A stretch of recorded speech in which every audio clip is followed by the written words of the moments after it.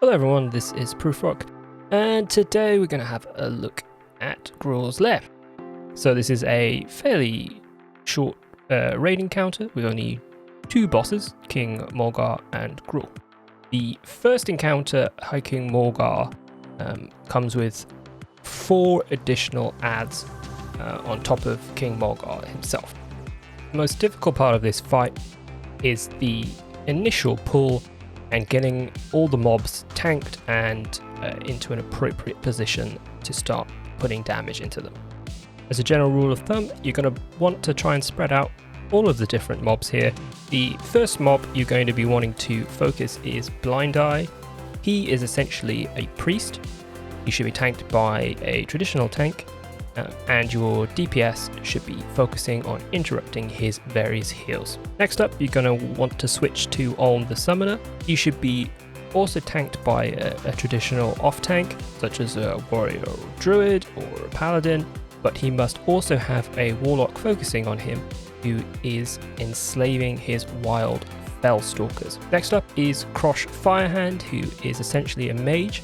He should also be tanked by a mage in this case. Firehand has a minus 75% magic damage buff on himself, but it can be spell stolen by mages. So a mage should immediately spell steal his buff and then use that to tank his fireballs. He also has a AoE blast wave, so he's very important to try and tank away from the other mobs. Finally, you have Kigler the Crazed, who is essentially a shaman type mob. He will cast a polymorph on his primary target. Therefore, the best raid member to try and tank him would be a Boomkin, as they are immune to polymorph.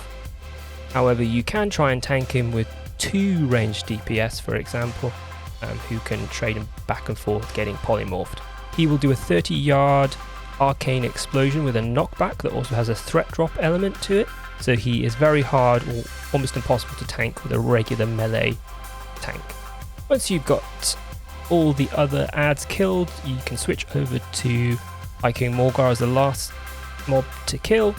He uses a frontal cleave throughout the fight and a knockback on his primary target, and will occasionally start whirlwinding.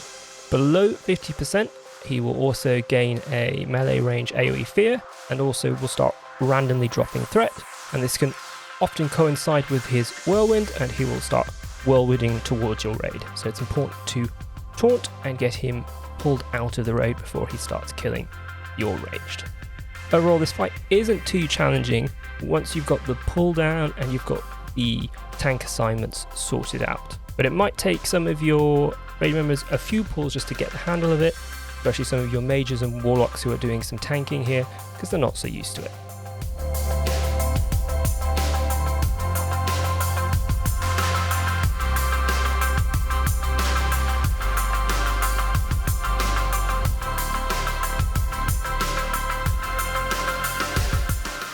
The second encounter is Gruul himself, and he is overall quite an easy fight. He is essentially a DPS check, but he's quite an easy DPS check. So coming in your raids on your first attempt on him, might have a few wipes, but after a couple of weeks he will be easy farm mode for your guild. As far as his abilities, Gruul has a stacking 15% damage increase buff that he will gain every 30 seconds.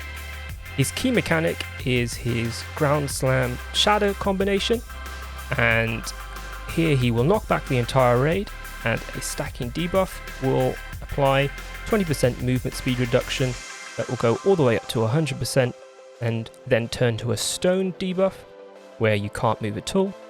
Once stoned is applied, he will then use shatter, and damage will be applied to raid members based on their proximity to other raid members. So the idea here is, after the knockback, you're trying to move away from everyone else in the raid to reduce the damage from the shatter. Also, he will use a reverberation ability, which will cause a 4-second silence across the raid. You need to keep your tanks topped up at all times to try and avoid any tank deaths during that 4-second window. Also, there'll be random cave-ins, which are just stones falling from the sky, which will cause a small area effect physical damage. Your raid just needs to move out of those. His last core mechanic is a patchwork-like hurtful strike, it's called in this case, which essentially is a heavy physical damage ability that will hit the second player on the threat table. When you combine this with his growth, essentially you've got a DPS race where you need to kill him before his damage and his hurtful strikes outpaces your ability to be able to heal. But overall, he's not too challenging, and after a few pulls, and especially a couple of weeks in, once your guild has some gear, you're not going to have any problems with him at all.